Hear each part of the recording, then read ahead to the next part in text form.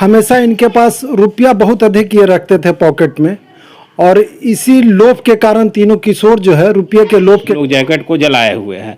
उसके अलावा CCTV footage मिला, सीसीटीवी फुटेज में भी ये लोग की संलिप्तता दिख रही थी। इस आने से होगा कि कल जो ये बच्चे द्वारा जो अपराध किए जा रहे हैं, ये अपराध में कमी आएगी। दोस्तों सब्सक्राइब करें और इस बेल आइकन को दबाएं और पाएं वीडियो सबसे पहले। किशोर न्याय अधिनियम देश में एक सुधारात्मक कानून है जिसके तहत किशोरों को सुधारने का प्रयास किया जाता है। नालंदा जिला किशोर न्याय परिषद के द्वारा हमेशा से चर्चित फैसला दिया जाता रहा है और एक बार फिर से नालंदा जिला किशोर न्याय परिषद के प्रधान न्यायिक दंडाधिकारी मानवेंद्र मिश्र के द्वारा चर्चित फैसला दिया गया है। इसलिए यह एक चर्चित फैसला है क्योंकि इस फैसले में खून से सना जैकेट साक्ष्य बना। इतना ही नहीं, सीसीटीवी फुटेज के आधार पर इस घटना में फैसला दिया गया है। नमस्कार, औपचारिकता के लिए मेरा नाम राजीव रंजन हुआ और आप देखना शुरू कर दिए हैं जनादेश न्यूज। इस फैसले को अंजाम तक पहुंचाने में जिनका योगदान रहा है, जिनकी सहभागिता रही है, वो सभी मेहमान हमारे साथ जुड़े हुए हैं। हमारे बगल में धर्मेंद्र कुमार हैं जो किशोर न्याय परिषद बिहार शरीफ के सदस्य हैं। इनसे हम पूरी घटना के बारे में जानेंगे कि आखिर घटना क्या थी। नालंदा जिले के जिला मुख्यालय बिहार शरीफ के बिहार थाना क्षेत्र अंतर्गत पुल पर एक घटना घटी थी जिसमें ब्लेड से काटकर हत्या हुई थी। उसी मामले में यह फैसला आया है। तो घटना के बारे में पूरी जानकारी धर्मेंद्र कुमार बताएंगे आपको कि क्या घटना घटी थी। क्या घटना घटी थी सर? जी, यह घटना दिनांक 8/2/2019 की रात्रि 10 बजे का है और इसमें मृतक जो है जितेंद्र कुमार हैं। वो रात में 10 बजे अपने घर से कह के निकले कि मैं थोड़ी देर में वापस लौटता हूँ, लेकिन वो रात भर लौटे नहीं। उनके जो परिवार हैं वो सब जगह खोजबीन किए लेकिन उनका कोई अता पता नहीं चला। सुबह में एक जानकारी प्राप्त हुई कि ये जितेंद्र कुमार का खून से लथपथ शरीर जो है पुल पर पाया गया है। जो मृतक के परिवार हैं सब गए वहाँ, और इसी बीच बिहार थाना की पुलिस जो है वो सदर हॉस्पिटल बिहार शरीफ लाई अजीत कुमार को, लेकिन सदर हॉस्पिटल बिहार शरीफ से उनको पटना रेफर कर दिया गया, जहां पटना के डॉक्टर के द्वारा उन्हें मृत घोषित किया गया। और यही मृतक के जो भाई हैं मनोज कुमार, वही सूचक इस केस के हैं। और इस केस में 3 किशोर का नाम आया और तीनों किशोर को सीसीटीवी फुटेज के आधार पर एवं अन्य साक्ष्य जो बरामद हुए, जले हुए जैकेट एवं अन्य साक्ष्य के आधार पर उनको दोषी पाया गया और तीनों किशोर को 3-3 वर्ष का सजा दी गई है। ये बर्तन व्यवसायी भी बताया जी, जाते थे। ये मृतक जो जितेंद्र कुमार हैं बर्तन के व्यवसाय करते थे और हमेशा इनके पास रुपया बहुत अधिक ये रखते थे पॉकेट में, और इसी लोभ के कारण तीनों किशोर जो है रुपये के लोभ के कारण इनकी हत्या की।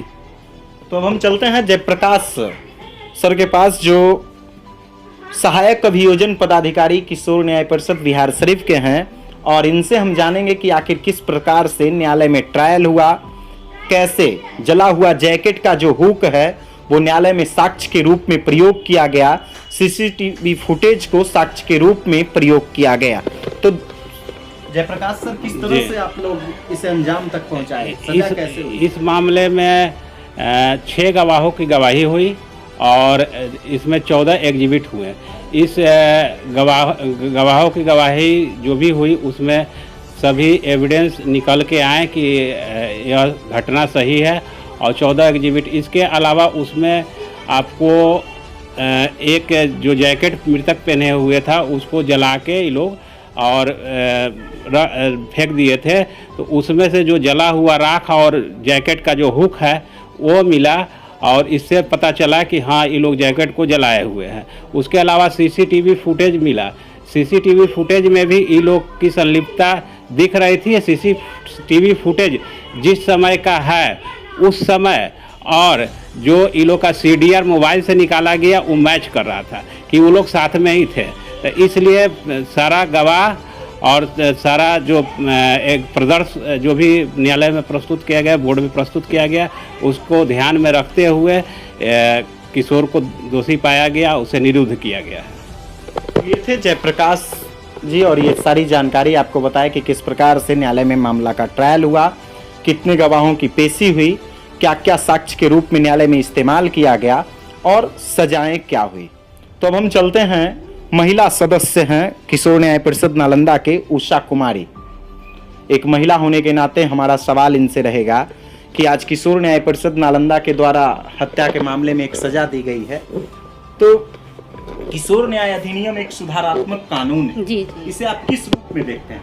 नहीं, ये एक्चुअल क्या है, ये देखा जाता है, अक्सर देखा जाता है कि बच्चे जो हैं अज्ञानता में कोई ना कोई अपराध कर बैठते हैं, या किसी के बहकावे में आकर के या कोई प्रलोभन में आकर के कोई ना कोई अपराध कर बैठते हैं।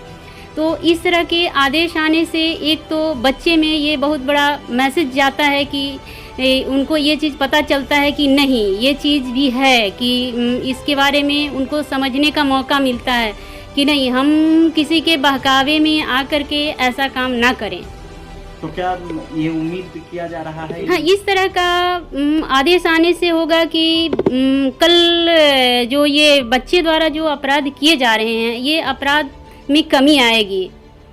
तो ये थे किशोर न्याय परिषद के सभी सदस्य और अभियोजन पदाधिकारी जिनके द्वारा इस मामले को ट्रायल तक पहुंचाया गया, और किशोर न्याय परिषद नालंदा के द्वारा आज सभी आरोपित किशोरों को सजा भी दी गई। तो घटना के बारे में एक बार फिर से मैं आपको बता देता हूं। नालंदा जिला मुख्यालय बिहार शरीफ में यह घटना घटी थी। बर्तन कारोबारी जो अपने पास हमेशा पैसे रखते थे और पैसे के लेन देन को लेकर बच्चों ने उनकी ब्लेड से गला रेतकर हत्या कर दी थी, और इसी में आज मामला फैसले तक पहुंचा और आरोपित किशोर को न्यायालय से सजा दी गई है। लगातार हम आप तक अपडेट्स पहुंचा रहे हैं। अगर अभी तक आपने हमारे YouTube चैनल को सब्सक्राइब नहीं किया है तो जल्द से सब्सक्राइब कर लीजिए और पाइए बिहार की तमाम छोटी बड़ी खबरें। अगर वीडियो अच्छा लगता है तो दोस्तों के साथ शेयर कीजिए, कमेंट्स कीजिए और लाइक कीजिए। अगर वीडियो फेसबुक पेज के माध्यम से देख रहे हैं तो पेज को भी फॉलो कीजिए। धन्यवाद। दोस्तों, सब्सक्राइब करें और इस बेल आइकन को दबाएं और पाएं वीडियो सबसे पहले।